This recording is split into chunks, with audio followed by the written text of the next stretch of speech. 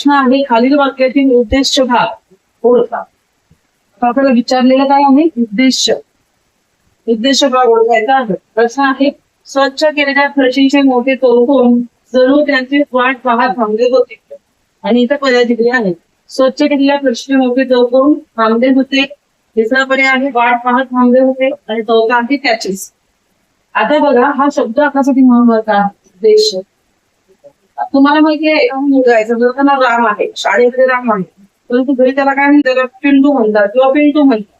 त्याचप्रमाणे हे नाव दिलेलं आहे. तर मग मित्रांनो काय आहे? उद्देश म्हणजे काय? तर करतात. उद्देश म्हणजे काय करायचं आहे? करतात. तर त्याच नाव काय आहे? उद्देश.